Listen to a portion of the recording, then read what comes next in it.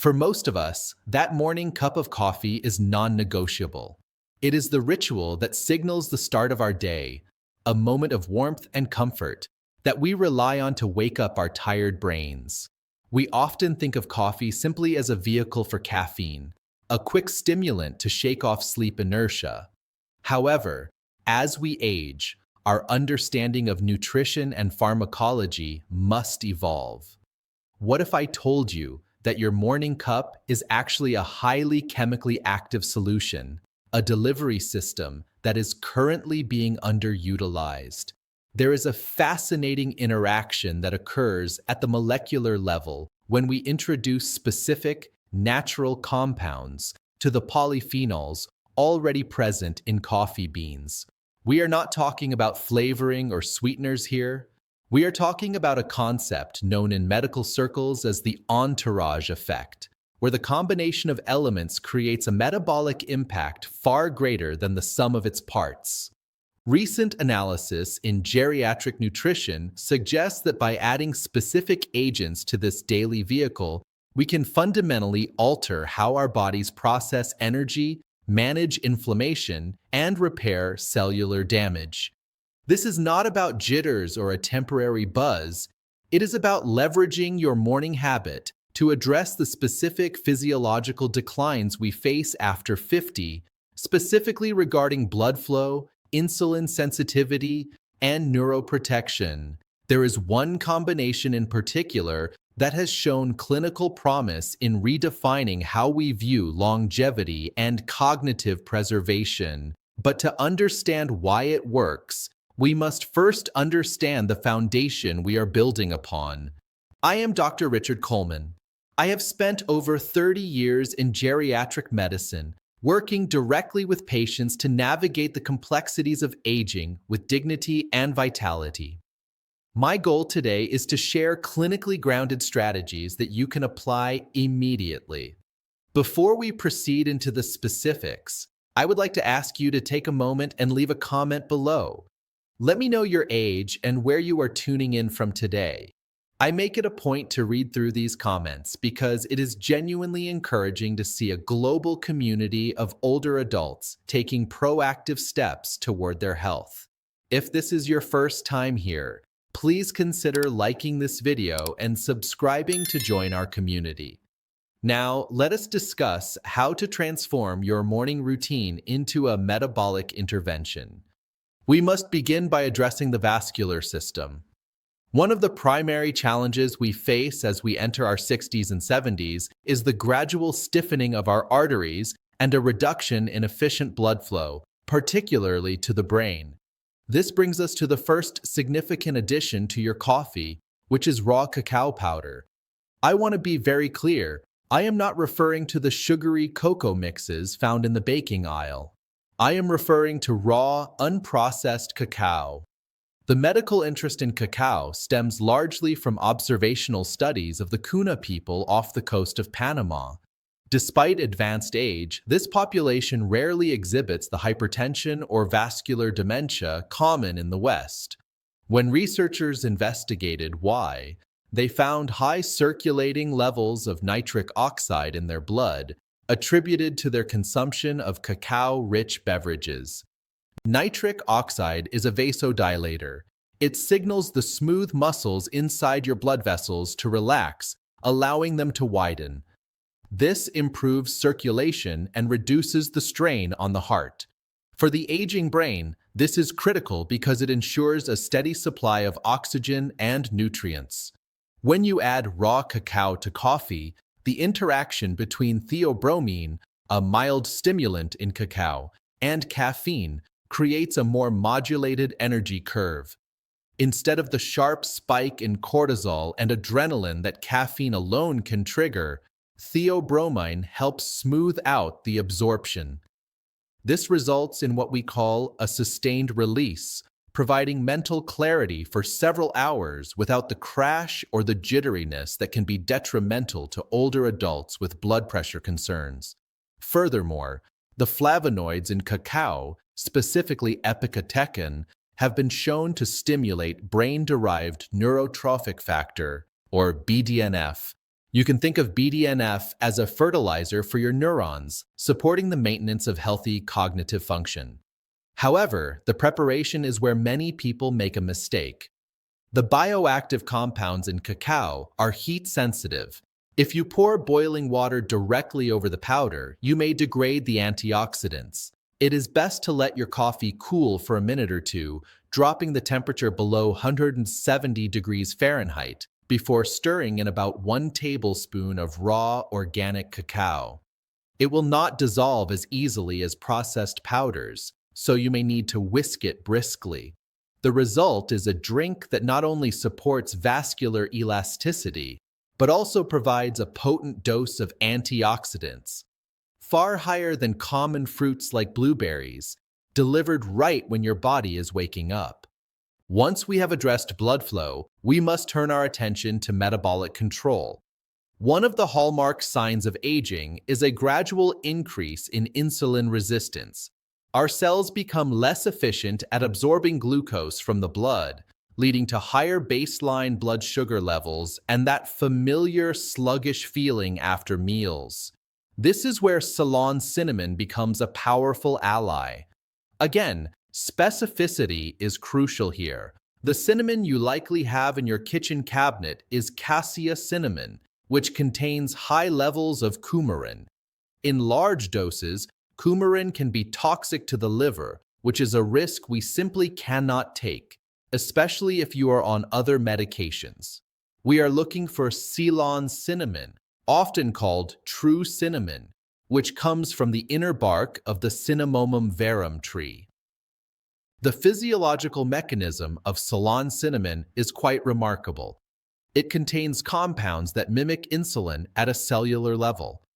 Essentially, it helps unlock your cells, allowing them to take in glucose more efficiently. When added to coffee, research suggests it can slow the gastric emptying rate, the speed at which food leaves your stomach. This means that if you drink this coffee before or with your breakfast, you are effectively dampening the blood sugar spike that would normally follow. For a pre-diabetic individual or anyone concerned about metabolic syndrome, this is a significant advantage. It helps create a more stable energy platform for the day, preventing that mid-afternoon fatigue that often drives us to snack on sugary foods. Moreover, there appears to be a synergistic anti-inflammatory effect when cinnamon polyphenols meet coffee acids. Chronic, low-grade inflammation is a driver of almost every age-related disease, from arthritis to Alzheimer's. By introducing an anti-inflammatory agent like Ceylon cinnamon into your daily routine, you are essentially providing your body with a daily defense mechanism. To utilize this, you do not need much. Roughly 1/4 to half a teaspoon is sufficient. Because the beneficial compounds are fat-soluble and fibrous, they extract best in heat. I often recommend adding the cinnamon directly to your coffee grounds before brewing if you use a drip machine or a French press.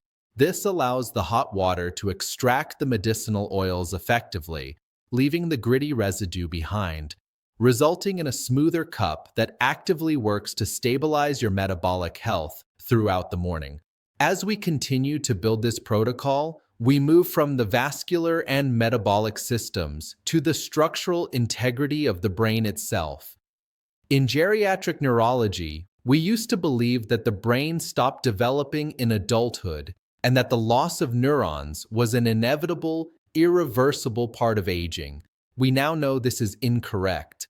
The brain retains the ability to reorganize itself and form new connections throughout life, a concept known as neuroplasticity. However, to facilitate this repair and growth, the brain requires specific building blocks and signaling compounds. This brings us to a substance that has gained significant attention in neurological research: lion's mane mushroom. I want to be precise about what this is. We are not talking about a culinary mushroom used for flavor, but rather a medicinal fungus containing 2 distinct classes of compounds, hericenones and erinacines. These compounds are unique because they have a low enough molecular weight to cross the blood-brain barrier. Once inside the brain, they stimulate the synthesis of nerve growth factor, NGF. In my practice, I often explain NGF to patients as the biological instruction manual that tells neurons to repair their protective sheaths and form new synaptic connections. As we age, our natural production of NGF declines, which correlates with the slower recall and brain fog many seniors experience. When we introduce lion's mane extract into a coffee regimen, we are looking to counteract this decline. The caffeine in the coffee acts as a vasoconstrictor initially, but coupled with the mushroom extract, it can enhance the delivery of these neuroregenerative compounds. Studies involving older adults with mild cognitive impairment have shown that consistent supplementation can lead to measurable improvements in cognitive scores. The key word here is consistent. This is not a quick fix. It is a gradual repair process.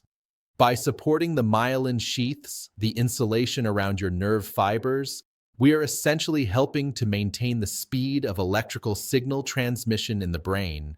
This is vital for everything from retrieving a memory to maintaining balance and coordination, which are critical for fall prevention. However, the source of the powder is of paramount importance. You must look for a dual extract powder. This means the mushroom has been processed with both hot water and alcohol. Why is this necessary? Because some of the beneficial compounds are water-soluble, while others are only soluble in alcohol. If you simply grind up a dried mushroom, your body cannot break down the tough chitin cell walls to access the medicine inside. A dual extract ensures bioavailability. When adding this to your coffee, it adds a savory, earthy depth, almost an umami quality that counters the acidity of the bean. A dosage of around 1 to 2 grams is standard in clinical literature, but as always, we start low to ensure your digestive system adapts comfortably. Moving from the brain structure to its energy source, we encounter perhaps the most misunderstood supplement in existence, creatine monohydrate. For decades, marketing has positioned creatine solely as a muscle-building powder for bodybuilders. This branding has done a disservice to the geriatric population. In reality, creatine is an organic acid that plays a fundamental role in energy metabolism for all cells, particularly those with high energy demands, like the brain and the skeletal muscles. As we age, we face two parallel declines: sarcopenia, the loss of muscle mass, and a reduction in cognitive endurance. Creatine addresses both. At a cellular level, your body uses a molecule called ATP, adenosine triphosphate, for energy. When a cell works, whether it is a muscle cell lifting a grocery bag or a brain cell solving a crossword puzzle, it burns ATP. Creatine's job is to rapidly recycle that used energy back into fresh ATP. It is essentially a backup battery. For older adults, this is crucial. We often see mental fatigue where focus drifts after a short period of concentration. This is often a sign of declining cerebral energy reserves. Clinical trials have demonstrated that creatine supplementation can improve working memory and processing speed, particularly in older individuals. Furthermore, there is a protective aspect. By keeping cellular energy levels high, creatine helps prevent excitotoxicity, a process where neurons become overstimulated and damaged. When combined with coffee, there's a beneficial synergy. Coffee increases alertness, while creatine provides the fuel to sustain that alertness without the cellular burnout. Now, there is a common myth that creatine damages the kidneys. I want to reassure you that for an individual with healthy kidney function, creatine is one of the most studied and safe supplements available. However, if you have pre-existing chronic kidney disease, you must consult your primary care physician before adding it. For the general older population, the standard dose is 5 grams, or about 1 teaspoon. It does not dissolve perfectly in liquids, so stirring it into hot coffee helps. and the slight bitterness of coffee masks its chalky texture. One thing to note is that creatine pulls water into your cells. This is a good thing. It is called intracellular hydration, but it means you must ensure you are drinking enough water throughout the day. You might see the scale go up by a pound or two in the first week.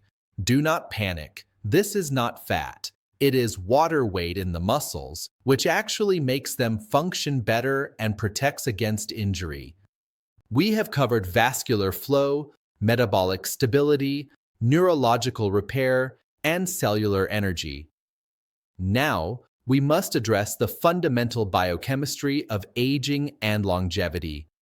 As we advance in years, our bodies become less efficient at clearing out damaged cellular components and synthesizing the structural proteins that hold us together. This brings us to our final and potentially most profound addition, glycine. Glycine is an amino acid, often categorized as non-essential because our bodies can produce it. However, non-essential is a misnomer in the context of aging. Research suggests that modern humans run a significant glycine deficit, roughly 10 grams a day short of what our bodies need for optimal repair. In the past, our ancestors practiced nose-to-tail eating, consuming connective tissue, skin, and bone broth, sources rich in glycine. Today, we eat mostly muscle meat, which is high in a different amino acid called methionine. An imbalance between high methionine and low glycine mimics the biological signals of aging. By adding glycine back into our diet, we are essentially restoring a more youthful biochemical balance. One of glycine's most critical roles is as a precursor to glutathione, the body's master antioxidant. Glutathione is the primary defender against oxidative stress in the liver and the brain. As we age, our natural glutathione levels drop, leaving us vulnerable to cellular damage. Glycine provides the raw material to ramp that production back up. Furthermore, glycine is a primary component of collagen. We often hear about collagen for wrinkles, but as a doctor, I am more concerned with the collagen in your joints, your heart valves, and the lining of your arteries. Supplementing with glycine has been shown to stimulate collagen synthesis, helping to maintain the integrity of these tissues. But why add it to coffee? Interestingly, glycine acts as an inhibitory neurotransmitter in the brainstem and spinal cord. It calms the nervous system. When paired with coffee, it creates a unique effect. You get the alertness from the caffeine, but glycine smooths out the edges, reducing the anxiety or jitteriness that some seniors feel. It promotes a state of calm focus. There is also a compelling link to sleep quality. While we typically avoid coffee before sleep, the glycine you consume in the morning builds up in the system to help regulate your body temperature later at night, facilitating the transition into deep, restorative sleep. This is where the body clears out metabolic waste products from the brain, including beta-amyloid plaques associated with dementia. Therefore, consuming glycine is a 24-hour investment in your health. It is also the easiest powder to use because it is naturally sweet. It can replace sugar in your coffee, dissolving instantly and providing a pleasant taste without spiking your blood glucose. A dose of 3 to 5 grams, about 1 heaping teaspoon, is generally effective. Now, I realize I have presented a significant amount of information, and the idea of adding 5 different powders to your morning cup might seem overwhelming. My advice is to not rush. You do not need to turn your kitchen into a chemistry lab overnight. In medicine, we follow the principle of start low and go slow. I recommend choosing one of these interventions that aligns most closely with your current health goals. If you are concerned about blood sugar, start with the Ceylon cinnamon. If you feel your memory is not what it used to be, perhaps investigate the lion's mane or the cacao. Listen to your body. Monitor how you feel 2 hours after your coffee. Do you have more sustained energy? Is your digestion improved? Are you sleeping better? These subjective markers are just as important as clinical data. Remember, the goal of geriatric health is not just to extend the lifespan, but to extend the health span, the number of years we spend living independently, vigorously, and with mental clarity. The science tells us that we have more control over our aging process than we previously thought. It is not just about genetics, it is about the daily inputs we provide our system. By reimagining your morning coffee as a functional therapeutic tool, you are making a small, consistent investment in your future self. I hope this information empowers you to take that next step. Please remember to share this video with friends or family members who might benefit from this knowledge. It is never too late to optimize your health. Thank you for your time, and I look forward to reading your comments and seeing you in the next discussion.